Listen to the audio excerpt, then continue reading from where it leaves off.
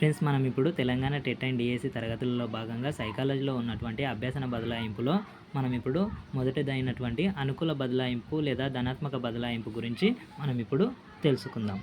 ఇక్కడ చూడండి ఫ్రెండ్స్, గతంలో నేర్చుకున్న విషయ పరిజ్ఞానం ప్రస్తుతం నేర్చుకుంటున్న అంశానికి ఉపయోగపడి అభ్యసనాన్ని సులభతరం చేస్తే దాన్ని అనుకూల బదలాయింపు అని అంటాం. ఇక్కడ చూడండి ఫ్రెండ్స్, గతంలో మనం ఎప్పుడో ఒకప్పుడు నేర్చుకున్నటువంటి విషయ పరిజ్ఞానం ప్రస్తుతం నేర్చుకుంటున్నటువంటి విషయానికి ఉపయోగపడి ఇప్పుడు నేర్చుకుంటున్నటువంటి అంశం అనేది తొందరగా మనకు ఈజీగా అర్థమైతే దాన్ని ఏమంటాం ఫ్రెండ్స్, అనుకూల బదలాయింపు అని అంటాం.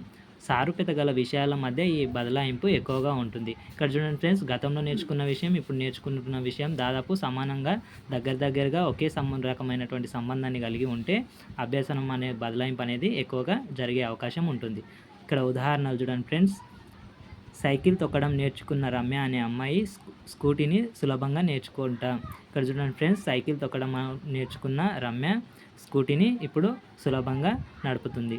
నెక్స్ట్ చూడండి ఫ్రెండ్స్, ఇక్కడ సైకిల్ యొక్క పరిజ్ఞానం అనేది స్కూటీని నేర్చుకోవడానికి ఉపయోగపడింది.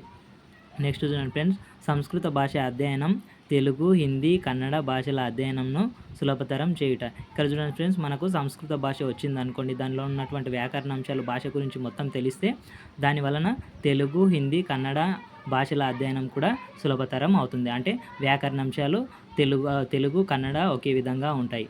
అందుకంటనే వాటి వల్ల తొందరగా అభ్యసన బదలాయింపు అనేది జరగడానికి అవకాశం అనేది ఉంటుంది.